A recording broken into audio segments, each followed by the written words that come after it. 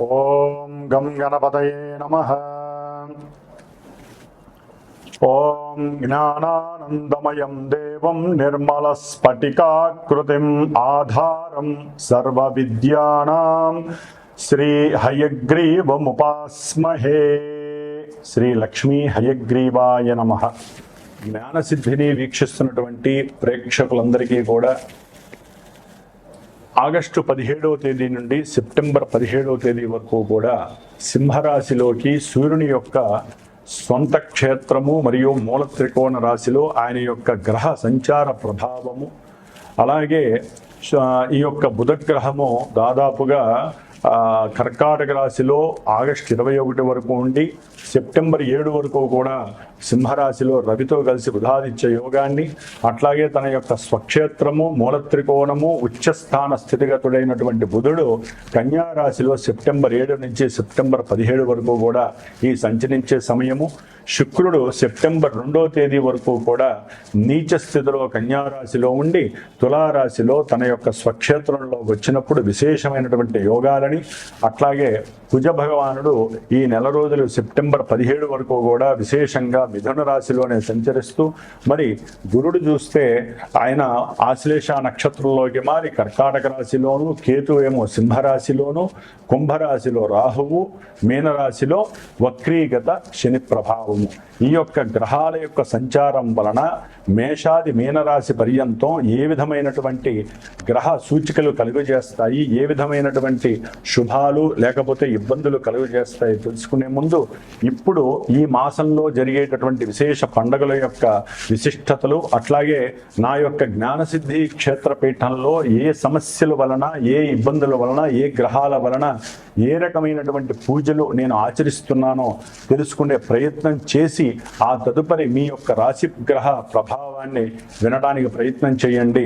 డైరెక్ట్గా మనం రాశి ఫలితాలు, గ్రహ ఫలితాలు వినటం వలన మానసికంగా బుద్ధిపరంగా ఎన్నో దోషాలు ఆ గ్రహాలు మనకు కలుగజేస్తాయి. కాబట్టి ముందు శుభకరమైనటువంటి శుభపరమైనటువంటి విషయ పరిజ్ఞానాన్ని తెలుసుకొని వాటిని ఆచరించడానికి అందరూ ప్రయత్నం చేయండి. జ్ఞానసిద్ధిని వీక్షిస్తున్నటువంటి ప్రేక్షకులందరికీ కూడా శ్రావణ మాసం శుభాకాంక్షలు. ఈ యొక్క శ్రావణ మాసంలో మనకి గ్రహాలలో మార్పే కాకుండా మరి ఈ ఆగస్టు 14వ తేదీ నుండి కూడా, అంటే దాదాపుగా 13వ తేదీ నుండి కూడా విశేషమైనటువంటి శ్రావణ మాసం పండుగలు ప్రారంభం అవుతున్నాయి. శ్రావణ మాసంలో 14వ తారీఖున మొదటి శుక్రవారం ప్రారంభమై 21 రెండవ శుక్రవారము, శ్రావణ పౌర్ణమి 28వ తేదీ. ఆ విధంగా 5 శుక్రవారాలు, 4 సోమవారాలు, 4 శ్రావణ మంగళవారాలు చాలా విశేషమైనటువంటి ప్రాధాన్యత స్త్రీమూర్తులకి సంబంధించినటువంటిది. దాని వలన మాంగళ్య సౌభాగ్యము, అఖండ అష్టైశ్వర్యాలు, సత్సంతాన వృద్ధి, కుటుంబ వంశ వృద్ధి కలుగుతుంది. అట్లాగే మనకి 17వ తేదీన 17వ తేదీన నాగపంచమి, గరుడ పంచమి, అలాగే విశేషముగా సూర్యుడి యొక్క సంక్రమణం సింహరాశిలోకి జరగబోతోంది. అంటే తన ఇంట్లోకి తన యొక్క స్వక్షేత్రము మూల త్రికోణ రాశి అయినటువంటి సింహరాశిలోకి సూర్య భగవానుడు సాక్షాత్తు శ్రావణ మాసానికి ఆయనే అధిష్టాన దేవత. మరి ఆ మహానుభావుడు తన యొక్క సొంత ఇంట్లో వచ్చినప్పుడు అన్ని రాశుల వారికి, అన్ని నక్షత్రాల వారికి జరుగుతున్న దశ అంతర్దశలన్నీ కూడా అనుకూలించాలని ఆశిస్తూ, అట్లాగే శ్రావణ పౌర్ణమి విశేషముగా ఈ నెల ఆగస్టు 28వ తేదీన మరి అదే రోజున స్వామివారు మనకి జ్ఞానాన్ని భిక్షగా అందించజేసేటటువంటి హయగ్రీవుని యొక్క జయంతి అంటే ఉత్పత్తి. అట్లాగే గాయత్రి జయంతి, వేదాలకి మూలము ఆవిడే అన్నమాట. గాయత్రీదేవి యొక్క జన్మదినోత్సవం, అట్లాగే రాఖీ పండగ, అట్లాగే ఆగస్టు 31వ తేదీన సంకష్టహర చతుర్థి. మనకున్నటువంటి ఎన్నో వ్యాపార నష్టాలు, ధన నష్టాలు, అట్లాగే బుద్ధిహీనత్వం కలిగినటువంటి మాట తీరులో తేడాలు, వీటి వలన ఎన్నో ఇబ్బందులు ఎదుర్కోవడానికి ఆ యొక్క గణపతి యొక్క అనుగ్రహము లభించేటటువంటి శ్రావణ మాసం. కాబట్టి శ్రావణ మాసంలో ఇన్ని విశేషమైనటువంటి పండగలతో పాటుగా అందరూ తెలుసుకోవాల్సిన విషయము శ్రద్ధగా వినండి. ఎందుకంటే మేషాది మీనరాశి పర్యంతం విషయ పరిజ్ఞానం ఒకటైతే గనక అసలు మనకి అంతరిక్షంలో ఏం జరుగుతుందో తెలియకుండా ఎంతసేపటికి భూలోకంలో మన రాశిది, మన నక్షత్రం ఇది, మనకి ఈ బాధలు జరుగుతున్నాయి అని కాకుండా ఏ గ్రహం వలన ఏ సమస్యలు కలుగుతాయి, వాటికి ఏదైనా పరిష్కారం ఆచరిస్తే శుభం జరుగుతుందా అని ముందుగా మనం అందరం కూడా ఆలోచించాల్సినటువంటి విషయం. ఈ యొక్క ఆగస్టు 2వ తేదీన కుజుడు వృషభ రాశిలోంచి మరి మిథున రాశిలోకి శత్రుక్షేత్రంలోకి ఆయన మారినటువంటి రోజు. ఆయన ఆగస్టు 12వ తేదీ అమావాస్య రోజున మరి పాప నక్షత్రమైనటువంటి రాహు నక్షత్రం ఆరుద్ర నక్షత్రంలోకి ప్రవేశిస్తాడు. అట్లాగే రాహుగ్రహము ఆగస్టు 2వ తేదీన అదే కుంభరాశిలో ఉంటూ తన యొక్క సొంత నక్షత్రమైనటువంటి శతభిష నక్షత్రంలోంచి ధనిష్ట నక్షత్రం పాప నక్షత్రము శత్రు నక్షత్రమైనటువంటి కుజ నక్షత్రంలోకి మార్పు జరిగింది. అంటే ఇక్కడ మిథున రాశిలో ఉన్నటువంటి కుజుడు కూడా గోత్రనామాదులు తెలియజేసి కుజరాహుల యొక్క దోష పరిహారార్థమై, అట్లాగే దంపతుల యొక్క అనుకూలత కోసమై, సత్సంతాన యోగ్యత కోసము, విశేషంగా భూమి గృహము వీటికి సంబంధించినటువంటి దోష పరిహారార్థమై నేను ప్రత్యేకించి ఆగస్టు 15వ తేదీ నుండి కూడా శని భగవంతుడికి అట్లాగే కుజరాహులకి సంబంధించినటువంటి శుక్రుడికి సంబంధించినటువంటి దోష పరిహారార్థమై సుబ్రహ్మణ్యేశ్వర స్వామి యొక్క ప్రీతికరమైనటువంటి సర్పసూక్త జపాన్ని, శనికి సంబంధించినటువంటి విశేషమైన శని జపాన్ని, మన్యుసూక్త జపాన్ని, అట్లాగే రాహు వల్ల కలిగేటటువంటి సమస్యలు, భయము, భ్రాంతులకి సంబంధించి దుర్గా సూక్త జపాన్ని ఆచరిస్తూ దాదాపుగా సెప్టెంబర్ 4వ తేదీ వరకు కూడా ఇది జరిగే అవకాశం ఉంటుంది. తరువాత కుక్కే సుబ్రహ్మణ్యేశ్వర స్వామి దగ్గరికి వెళ్ళి ఈ 18 రోజులు ఎవరి పేరు మీద అయితే కనుక స్వామివారు అంటే చిన్న సుబ్రహ్మణ్యేశ్వర స్వామి వారి యొక్క పంచలోహ విగ్రహాన్ని ఆయనకి అభిషేకం చేసి ఆరాధన చేసి దారాదత్తం చేస్తాము. ఆ యొక్క రక్షని స్వామివారి దగ్గర పూజ చేసి కుకే సుబ్రహ్మణ్యేశ్వర స్వామి దగ్గర ఎవరైతే గోత్రనామాలు నాకు ఇచ్చి నేను 18 రోజులు వారి యొక్క శ్రేయస్సు కోసము, సంతానం కోసము, గృహయోగ్యం కోసము ఏవైతే కోర్టు సమస్యల వలన ఇబ్బందులు పడుతున్నారో అవన్నీ నిర్వీర్యం కావడానికి, మీకు స్వలాభం కలగటానికి, ఆరోగ్యవంతులే ఉండటానికి నేను చేసే ఈ ప్రయత్నంలో ఎవరైతే సహకరిస్తారో వారికి ప్రత్యేకించి హోమం చేసి ఆ హోమద్రవ్యాన్ని పంపిస్తాను. ప్రతిదీ కూడా మీ అందరికీ అప్డేట్ ఉంటూ ఉంటుంది నేను చేసే ప్రతి పూజ కూడా. కాబట్టి ఎవరైనా పాల్గొనదలిచిన వాళ్ళు ఉంటే ఈ నెల రోజులు విశేషంగా మీ ఇళ్లలో మీరు వ్రతాలు నోములు చేసుకుంటూ పూజలు చేసుకుంటూ, కుదరనటువంటి వాళ్ళు జాతకంలో సమస్యలు బాగా ఎక్కువయ్యి మంత్రబలాన్ని అట్లాగే యంత్రబలాన్ని తంత్రబలాన్ని కావలసిన వాళ్ళు అట్లాగే హోమం చేసుకోవాలంటే విశేషమైనటువంటి ఖర్చు అవుతుంది. అదే మన పీఠం తరపున జ్ఞానసిద్ధి క్షేత్రపీఠం తరపున నేను అందరికీ అందుబాటులో ఉండాలి అనే ఉద్దేశంతో నా యొక్క స్వయం ప్రతిభతో స్వయం శక్తితో నేను ఆచరిస్తూ నలుగురు బ్రాహ్మణ చేత ఆచరింపజేస్తూ ఈ యొక్క కార్యక్రమం ద్వారా మీ అందరికీ ఎవరైతే చేయించుకుంటారో వారందరికీ స్వలాభం కలిగేటట్టుగా చేస్తాం. మరి ఈ యొక్క ఆగస్టు 17వ తేదీన సూర్యుడు సింహరాశిలో సంక్రమణం చేసి సెప్టెంబర్ 17వ తేదీ వరకు కూడా ఆ మహానుభావుడు సింహరాశిలో ఉండటం వలన మేషాది మీనరాశి పర్యంతం ఎవరికి ఎటువంటి శుభాలు కలుగుతాయి, ఎవరు ఏ విధంగా జాగ్రత్త పడాలో తెలుసుకుందాం. మకర రాశి వారికి ఆగస్టు 15 నుంచి సెప్టెంబర్ 17వ తేదీ వరకు కూడా సూర్యుడు తన యొక్క స్వక్షేత్ర రాశిగతుడై మూల త్రికోణ రాశిలో అష్టమ రాశిలో ప్రవేశించటం కొంత ఇబ్బందికరము, అనారోగ్యకరము, ఆర్థికంగా నష్టపోవటము, ఆకస్మికంగా వీరు తీసుకునేటటువంటి నిర్ణయాలు సంతానపరంగా కావచ్చు, ఉద్యోగరీత్యా కావచ్చు, లేకపోతే వీరి యొక్క ఆరోగ్య విషయంలో సరైనటువంటి వైద్యులని సంప్రదించేటటువంటి విషయంలో పూర్తిగా వీరు ఇబ్బందుల్ని ఎదుర్కోవాల్సిన పరిస్థితి కలుగుతుంది. తండ్రి యొక్క ఆరోగ్యం పట్ల కొంచెం జాగ్రత్త వహించండి. తండ్రితో అనవసరమైనటువంటి విభేదాలు పెంచుకోకండి.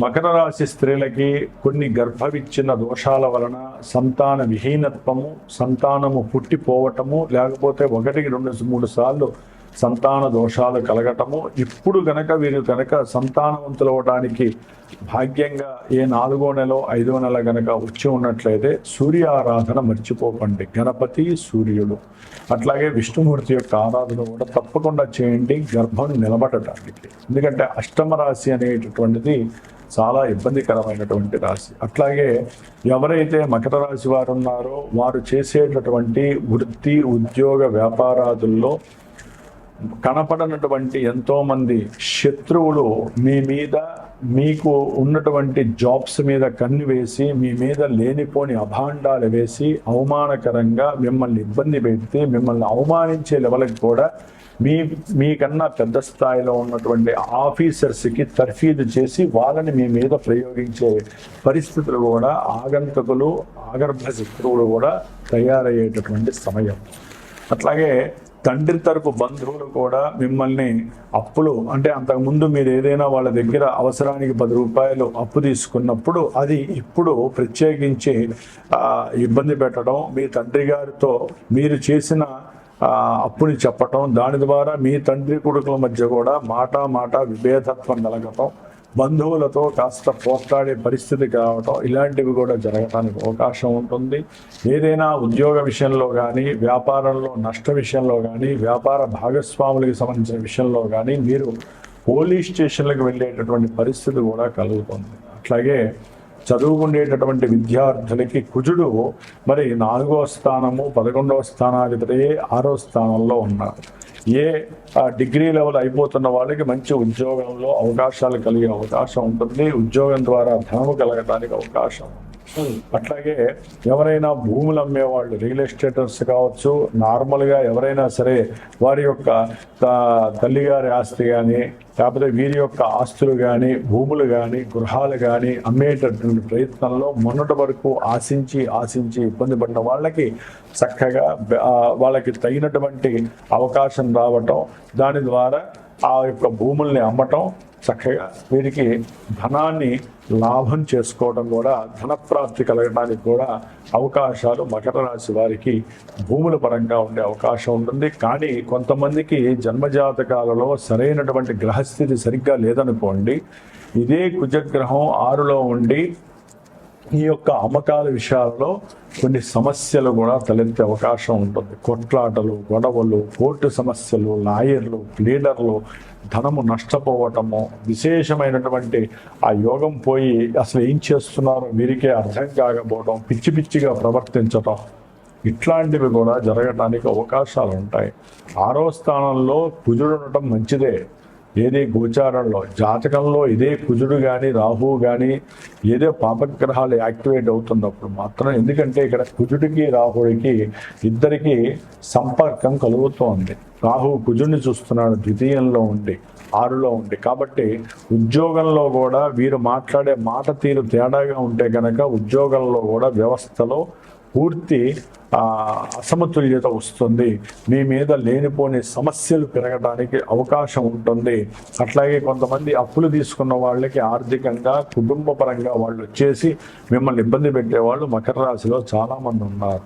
అంటే మీకు ఎవరైతే రుణం ఇస్తారో అది గృహం కొనడానికో, ఇల్లు కట్టుకోవడానికో, వాళ్ళు కంపల్సరీ మీ మీద ఇప్పుడు దావాలు, కేసులు వేయడం, లేదా మిమ్మల్ని బెదిరించడం, బాధ పెట్టడం, భయపెట్టడం, ఆందోళన చెందించడం, దాని ద్వారా అనారోగ్య లోపాలు, కుటుంబంలో విద్వేషాలు కలగటానికి కూడా అవకాశాలు ఉన్నాయి.